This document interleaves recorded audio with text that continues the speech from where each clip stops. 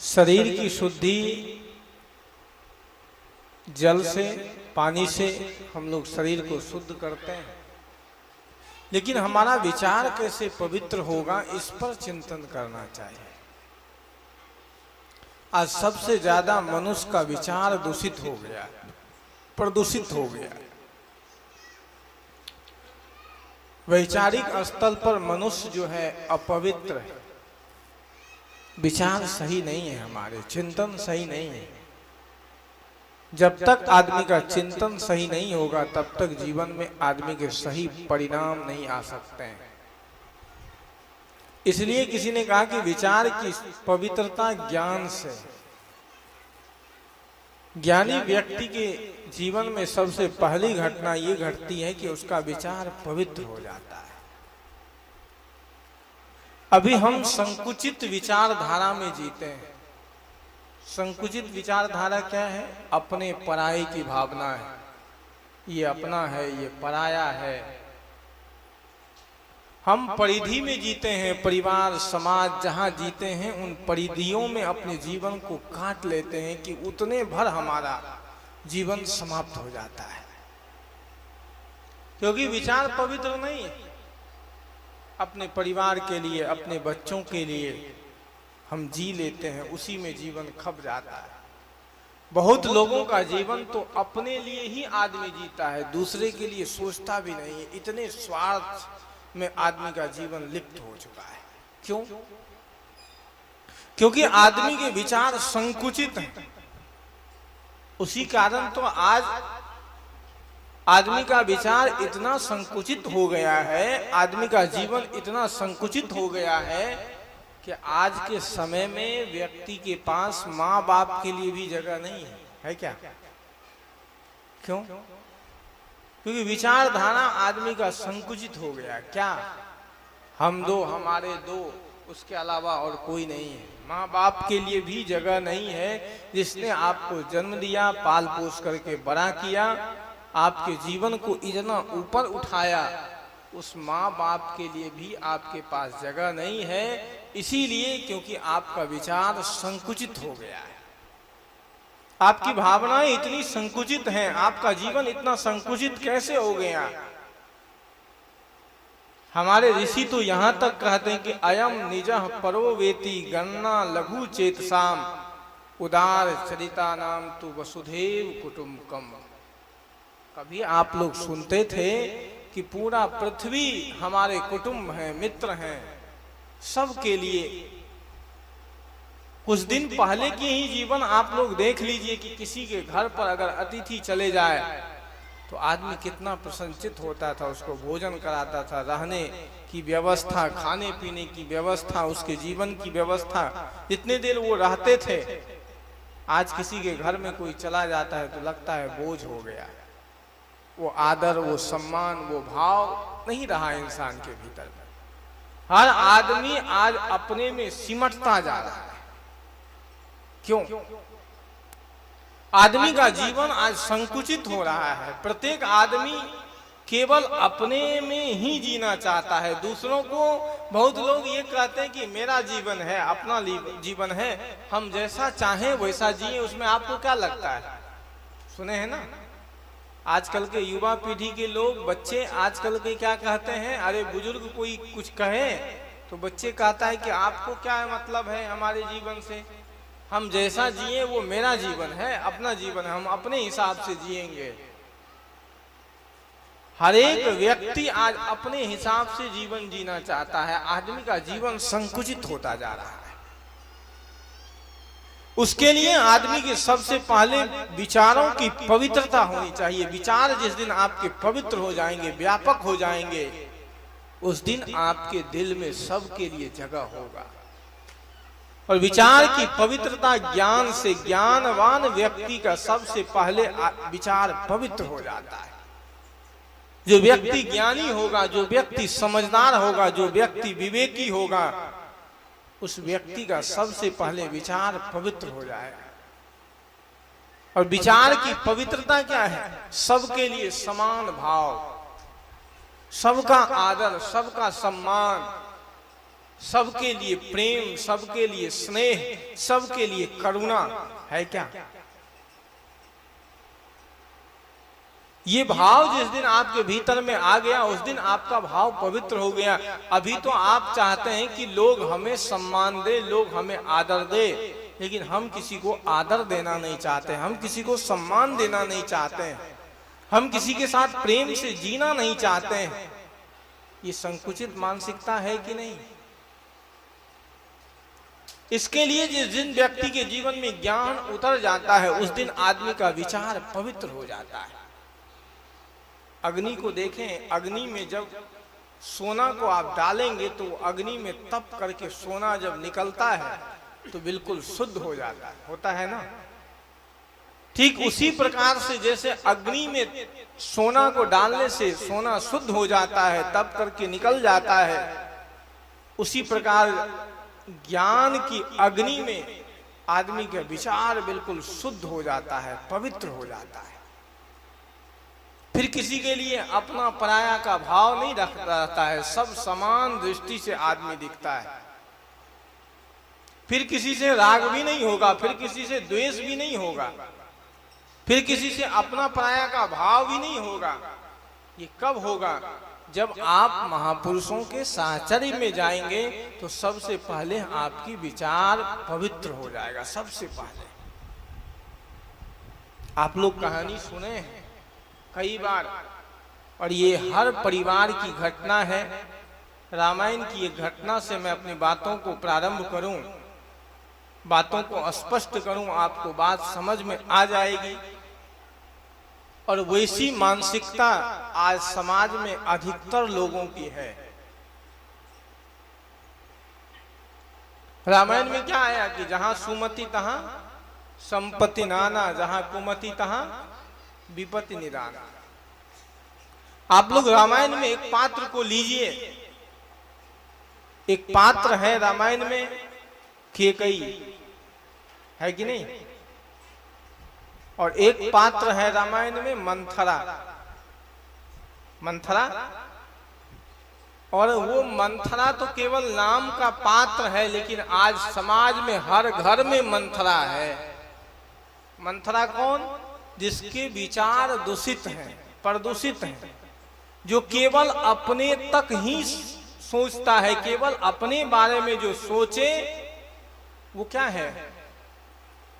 जिसको केवल अपने लिए बढ़िया कपड़ा चाहिए, बढ़िया भोजन चाहिए, बढ़िया सोने का जगह चाहिए, लेकिन घर में कोई आ गया तो उसके लिए, और परिवार में जो लोग हैं उनके लिए वो नहीं सोचता है। वो जो अपने लिए सोचता है वो विचारहीन व्यक्ति है, वो चिंतन नहीं करता है, सही समझ उसके पास नहीं है, सही विचार उसके पास नहीं है।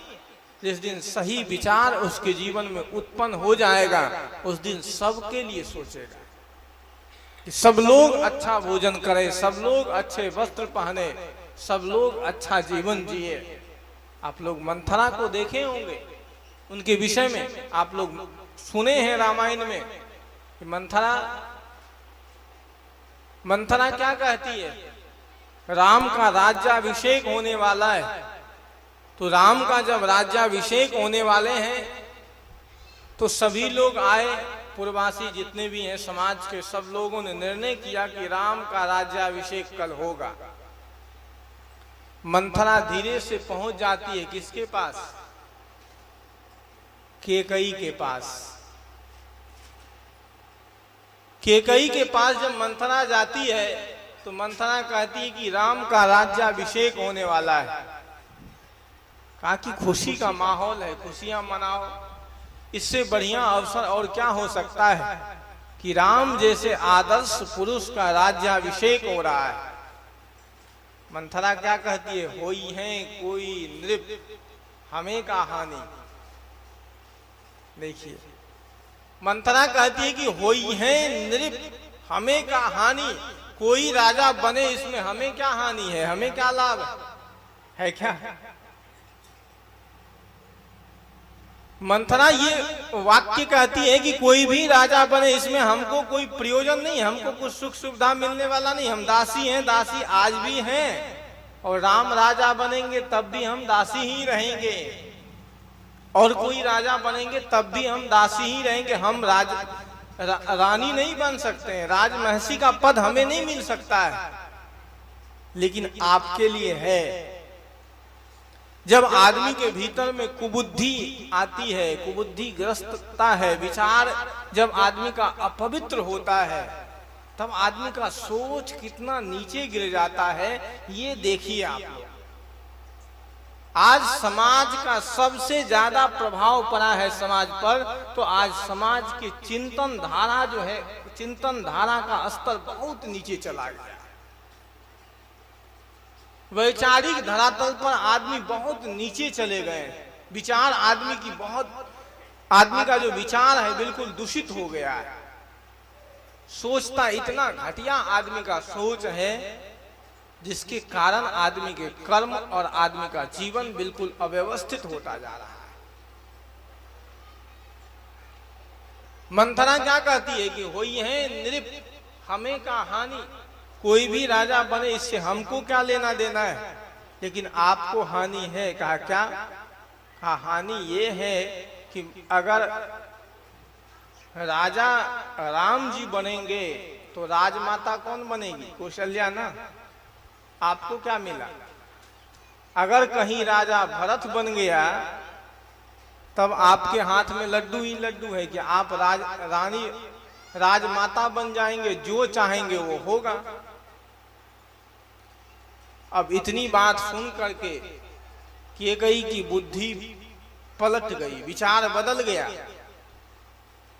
जो केकई अभी तक खुशियां मना रही थी, जो केकई कह रही थी कि नए नए वस्त्र सिलाओ, आभूषण लो, खुशी मनाओ, आज थोड़े से गलत व्यक्ति के संसर्ग में पड़ने के कारण उसी केकई की बुद्धि पलट गई, विचार बदल गया। वही केकई कहा जाती है कोप भवन में चली गई। अब क्या कहती है? कोप भवन में दशरथ आए तो वही केकई कहती है कि तापस वेश विशेष उदासी, राम 14 वर्ष वनवास। शब्द क्यों बदल गया? भीतर का भाव बदला तो केकई का शब्द बदल गया और उसके परिणाम भी बदल गए। आदमी का विचार बदलता है तो आदमी के जीवन का परिणाम भी बदल जाता है। भीतर का भाव ही तो आदमी के सब कुछ का आधार है। आदमी के भाव केवल बदल जाए, विचार केवल आदमी का बदल जाए तो आदमी के जीवन का परिणाम भी बदल जाता है। लेकिन दुर्भाग्य यह है कि सत्संग में जाकर के भी हमारा वैचारिक धरातल शुद्ध नहीं हो पाता है, पवित्र नहीं हो पाता है। मैंने कहा कि ज्ञान की उपयोगिता इसी में है कि आपके विचार को शुद्ध कर दे, पवित्र कर दे। जिस व्यक्ति का विचार शुद्ध हो जाता है, पवित्र हो जाता है, उसके जीवन का परिवर्तन हो जाता है, परिवर्तन हो जाता है।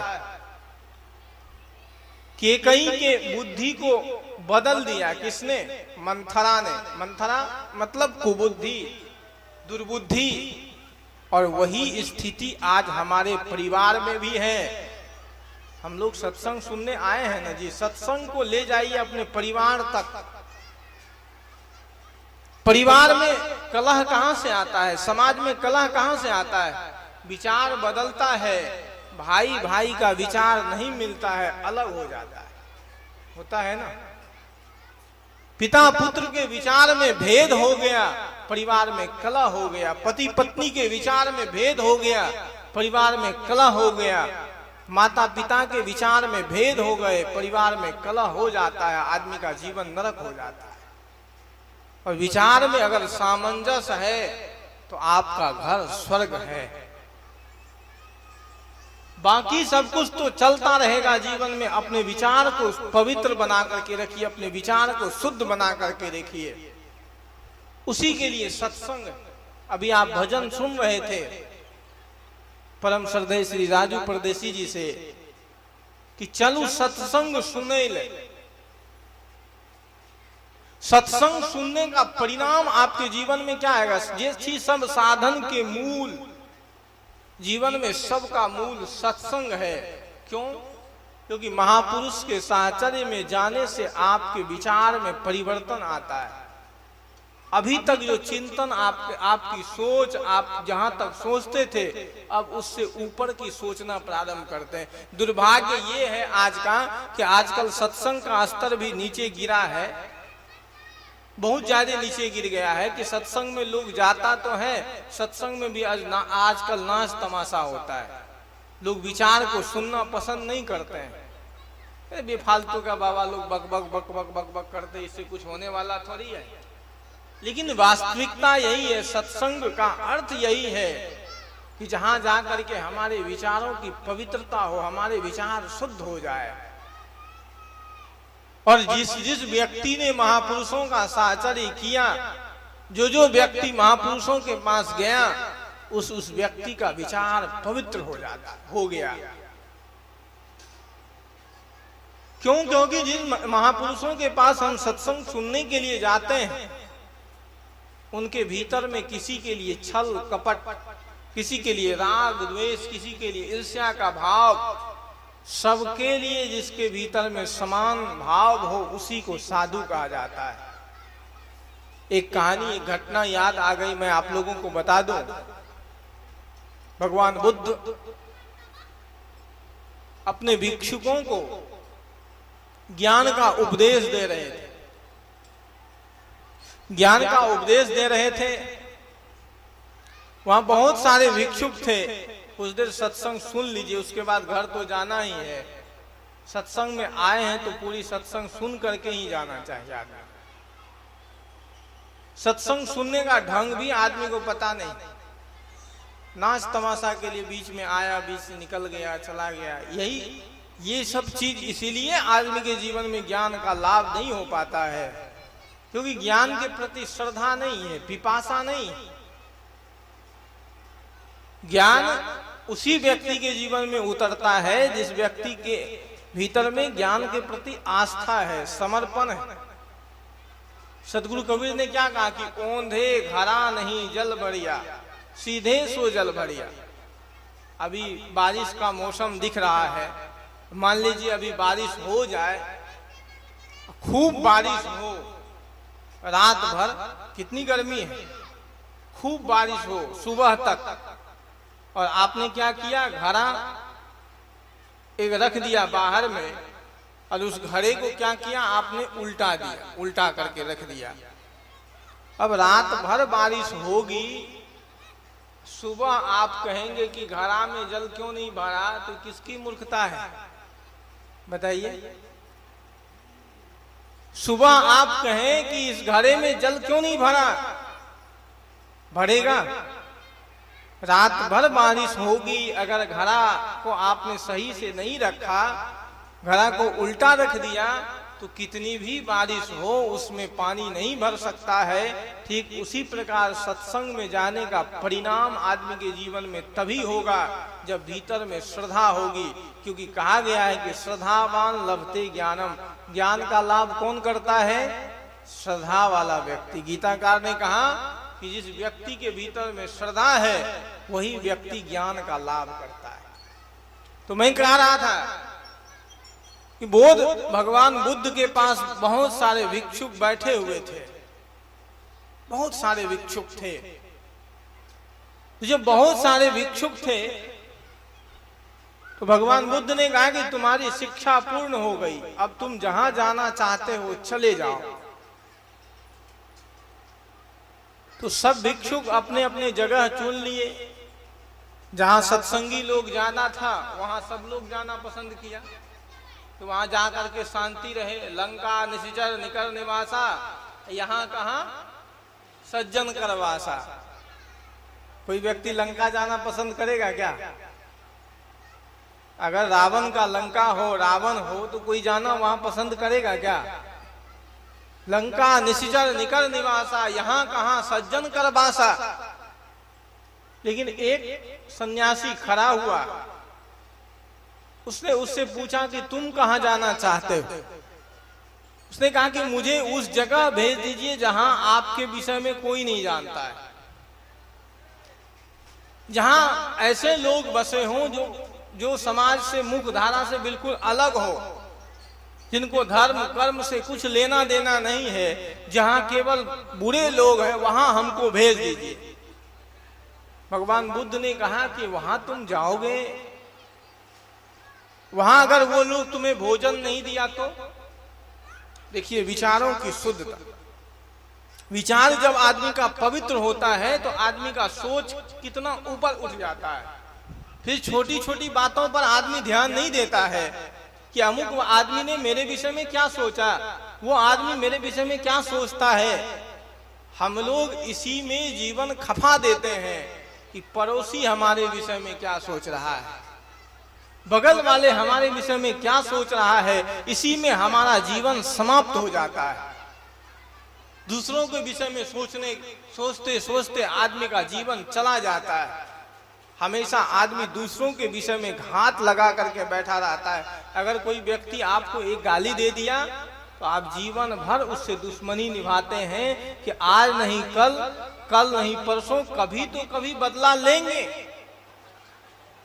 कि जिस क्षण और जिस समय वो गाली उसके मुंह से निकल गई थी वो समय तो चला गया, लेकिन वो गाली आपके भीतर में आज भी विचारों के रूप में पड़ी है। इसका मतलब है कि आपके विचार संकुचित हैं। भगवान बुद्ध ने उस सन्यासी से कहा कि मान लो अगर तुम वहां चले गए और वो लोग तुम्हें भोजन नहीं दिया तो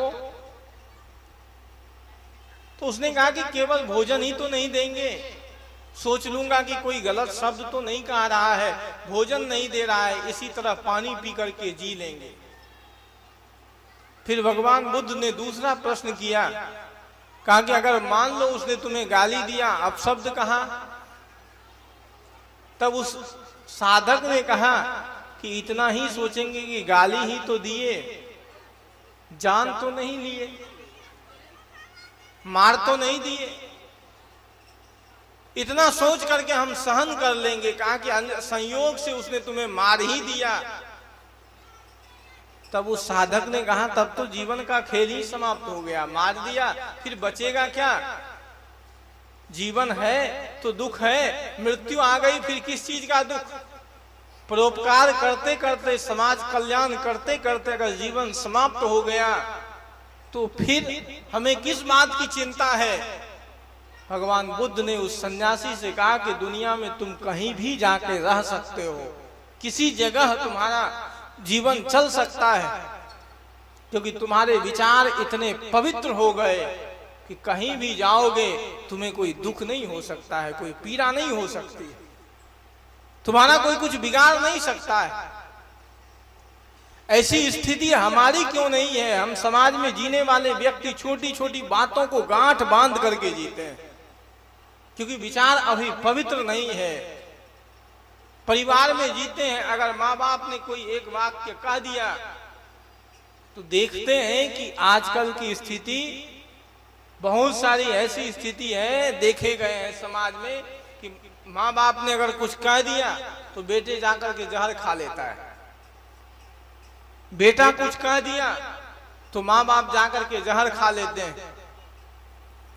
क्या क्या हो रहा है? विचारों का, शब्दों का घाव तुरंत लग जाता है हमारे मन पर।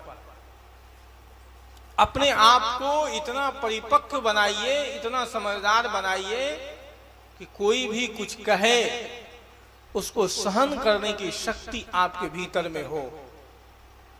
जिस व्यक्ति के भीतर में सहन शक्ति है वो व्यक्ति कहीं भी रह सकता है, वो कहीं भी जीवन उसका पवित्र हो सकता है।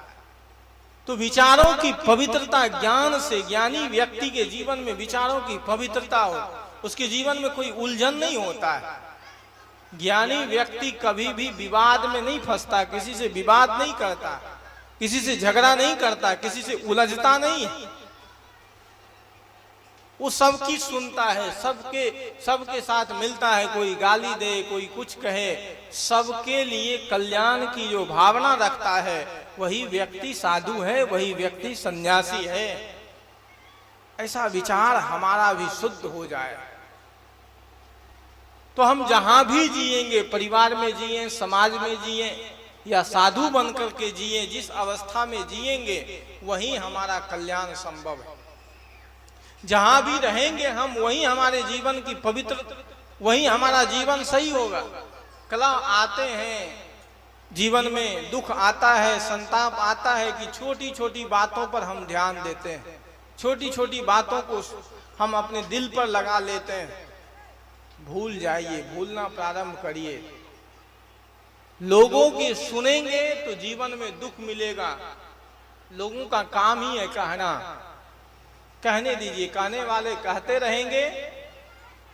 किसके विषय में नहीं कहा गया,